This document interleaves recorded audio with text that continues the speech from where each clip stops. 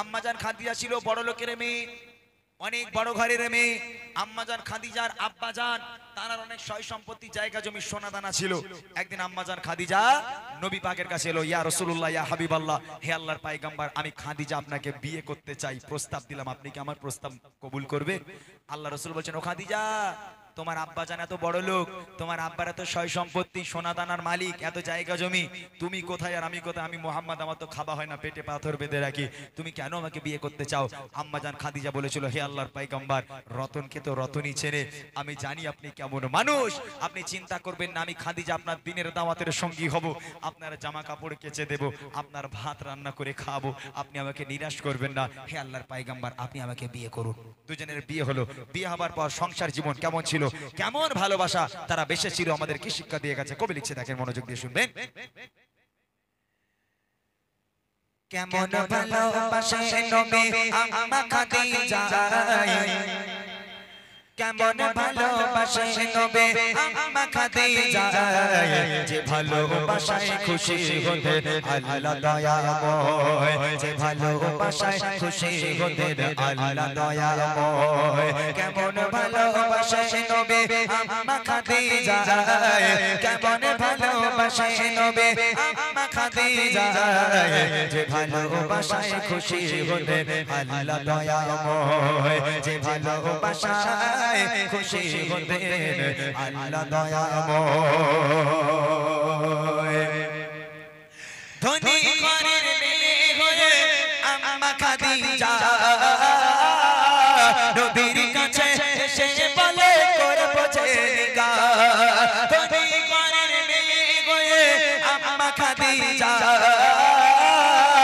নবীর কাছে এসে বলে করব জিগা, নবী বলে, ও খাদিজা কেন চাও আমায়, নবী বলে, ও খাদিজা কেন চাও আমায়, রতনকে রতনে চেনে অন্য কেহ নয়, ও গো রতনকে রতনে চেনে অন্য কেহ নয়। কেমন ভালোবাসে নবী আম্মা খাদিজা, কেমন ভালোবাসে নবী আম্মা খাদিজা, যে ভালোবাসায় খুশি হতেন আল্লাহ দয়াময়, যে ভালোবাসায় খুশি হতেন আল্লাহ দয়াময়।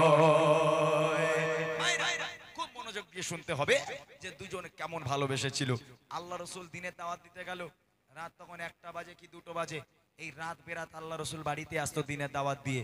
বাড়িতে এসে দরওয়াজা ছিল, দরওয়াজা, এই দরওয়াজায় একবার এরকম টোকা মারতো। কোনদিন আল্লাহ রাসূল এইরকম 2বার টোকা মারতে হয়নি, একবার টোকা মারবে সঙ্গে সঙ্গে দরজা খুলে যাবে। আল্লাহ রাসূল আম্মাজান খাদিজাকে বলছে, ও খাদিজা, তুমি কি রাত্রেবেলা ঘুমাও না? আমি একবার টোকা মারার সাথে সাথে কেমন করে দরজা খোলো খাদিজা, ও খাদিজা তুমি কি ঘুমাও না? আম্মাজান খাদিজা বলেছিল, হে আমার স্বামী, হে আল্লাহর পয়গম্বর, আপনি যখন বাইরে থাকেন আমি খাদিজা ঘুমাতে পারি না, খুব পেরেশানিতে থাকি, খুব টেনশন হয়, চিন্তা হয়, না জানি কাফেরেরা আপনার উপর হয়তো হামলা করেছে, কাফেরেরা আপনার উপর আক্রমণ করেছে, এই চিন্তায় আমি ঘুমোতে পারি না, আমি খাদিজা সারা রাত জেগে বসে থাকি, আপনার অপেক্ষা করি।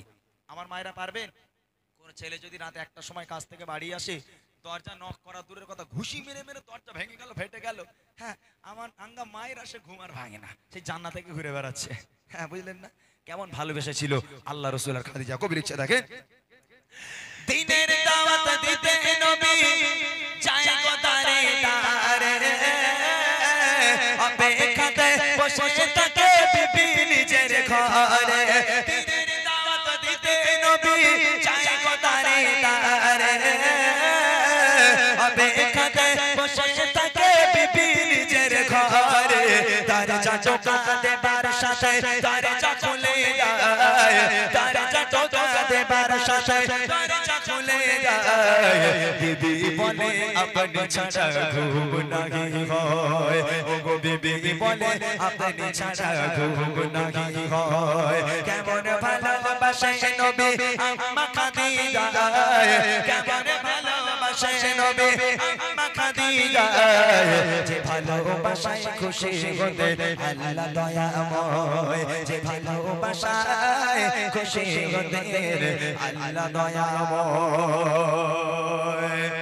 একদিন রাসূল বাড়িতে এলো, এরকম দরজা নক করেছে, দরজাটা খুললো খাদিজা, খাদিজার সামনে দাঁড়িয়ে আছে, আল্লাহ রসুল দেখছে আম্মাজান খাদিজার জামাটা এমন অবস্থায় ছিঁড়ে গেছে, ও জামা সেলাইও করা যাবে না, তাবলিও মারা যাবে না, এমন জায়গা থেকে ছিঁড়েছে জামাটা, কোনো সেলাই করার কোনো জায়গা নেই। আল্লাহ রসুল আম্মাজান খাদিজার এই অবস্থা দেখে আর নিজেকে ধরে রাখতে পারলো না, হাউ হাউ করে কেঁদে ফেললো। খাদিজা, তুমি কোন ঘরের মেয়ে খাদিজা? তোমার আব্বার এত জায়গা জমি, এত সয় সম্পত্তির মালিক তোমরা, আজকের দেখো আমাকে বিয়ে করে তোমার অবস্থা দেখো, তোমার জামাটা এমন ভাবে ছেড়া, আমি জামাটা সেলাই করে দিতে পারবো না। ও খাদিজা, আমি তোমাকে ভালো রাখতে পারলাম না, সব সোনাদানা এনে আমার রাস্তায়, আমার আল্লাহর রাস্তায়, দিনের রাস্তায় তুমি সব ব্যয় করে দিলে, আজ তোমার এই অবস্থা। ও খাদিজা, ভালো রাখতে পারলাম না। আম্মাজান খাদিজা আল্লাহ রসুলকে জড়িয়ে ধরে বলেছিল, হে আমার স্বামী, আমি আপনার কাছে কোনোদিন কষ্ট পাইনি, তবে তিনটা আবদার আছে, রাখবেন? কি আবদার? খাদিজার প্রথম আবদার ছিল, আল্লাহ রসুলকে বলছেন আমার প্রথম নম্বর আবদার, আমি খাদিজা যখন ইন্তেকাল হয়ে যাব, দোকান থেকে কাফন কিনে আমাকে পড়ালে হবে না, তাহলে আপনার এই পিরান, আপনার এই জুব্বা মোবারক আমাকে কাফন করে পড়াতে হবে। দ্বিতীয় আবদার কি? আমি খাদিজা যখন আমাকে কবরে শোয়ানো হবে, কবরে শোয়ানোর আগে আপনি নিজে কবরে নামবেন, কবরে নেমে কবরের চারপাশটা একটুখানি হাঁটবেন, কেননা কবর যখন আমাকে আযাব দেবে, আমাকে পিষ্ট করতে থাকবে, আমি খাদিজা কবরের আযাবের ভয় পাই, আপনার পায়ের ছাপ থাকলে কবর আমাকে পিষে দিতে পারবে না। আর তৃতীয় নম্বর আবদার হলো, মুনকার নেকির ফারিস্তারা যতক্ষণ পর্যন্ত আমার সওয়ালের জবাব না করবে, আমার কবরের ধারে আপনাকে বসে থাকতে হবে, আপনি বাড়ি যেতে পারবেন না। এই তিনটা আবদার আমার রাখতে হবে। আল্লাহ রাসূল বলছে, খাদিজা, আমি তোমার তিনটে আবদারই রাখলাম, চলো আজ আমি তোমার তিনটে আবদার কবুল করে নিলাম। আম্মাজান খাদিজার এই আবদারগুলো কবুল করার পর কি অবস্থা হচ্ছে দেখেন। বিবি বলে, ওগো স্বামী, মরণের পরে কবরে শোয়াবেন আমায় জুব্বা কাফন করে, কবরের চারিপাশে ঘুরবে হেঁটে হেঁটে, কবর জানো নাহি পারে আমায় পিষে দিতে, থাকবে বসে ফারিস্তাদের সওয়ালের সময়, থাকবে বসে ফারিস্তাদের সওয়ালের সময়, কবরের কঠিন আযাব বড়ই ভয়ের হয়, ওগো কবরের কঠিন আযাব বড়ই ভয়ের হয়। কেমন ভালোবাসে নবী আম্মা খাদিজা, কেমন ভালোবাসে নবী আম্মা খাদিজা, যে ভালোবাসায় খুশি হতে আল্লাহ দয়াময়, যে ভালোবাসায় খুশি হতে আল্লাহ দয়াময়। ইন্তেকাল হয়ে গেল, আম্মাজান খাদিজা মারা গেল। প্রথম নম্বর আবদার, দোকান থেকে কাফন আনলে হবে না, জুব্বা কাফন করতে হবে। আল্লাহ রসুল জুব্বা কাফন করে আম্মাজান খাদিজাকে পড়ানো হলো। দ্বিতীয় নম্বর আবদার, কবরে নামতে হবে। আল্লাহ রসুল কবরে নামলো, চতুর্পাশটা একটু হেঁটে আল্লাহ রসুল যখন কবর থেকে উঠে আম্মাজান খাদিজাকে কবরে শোয়ানো হলো। আম্মাজান খাদিজাকে কবরে শোয়ানোর পর এই মুখটা, যারা মারা যায় আমার ভাইয়েরা জানে, এই মুখ কোন দিকে রাখতে হয় আপনারা জানেন তো? যখন কবরে একটা ব্যক্তিকে শোয়ানো হয়, মুখ কোন দিকে থাকে? পশ্চিম দিকে। একটা মৃত মানুষকে যখন কবরে দাফন করা হয়, মুখকে পশ্চিম দিকে রাখা হয়। তো আম্মাজান খাদিজাকে যখন কবরে শোয়ানো হলো, আম্মাজান খাদিজার এই মুখটা যতবার পশ্চিম দিকে ঘোরানো হয়, আম্মাজান খাদিজার মুখটা অটোমেটিক আসমানের দিকে হয়ে যায়। আবার একবার চেষ্টা করা হয়, আবার একবার মুখটাকে নিয়ে আবার পশ্চিম দিকে ঘোরানো হয়, আবার অটোমেটিক আসমানের দিকে হয়ে যায়। এরকম করে তিনবার যখন আম্মাজান খাদিজার মুখটাকে নিয়ে পশ্চিম দিকে ঘোরানোর চেষ্টা করা হলো, কিন্তু পশ্চিম দিকে ঘুরছে না।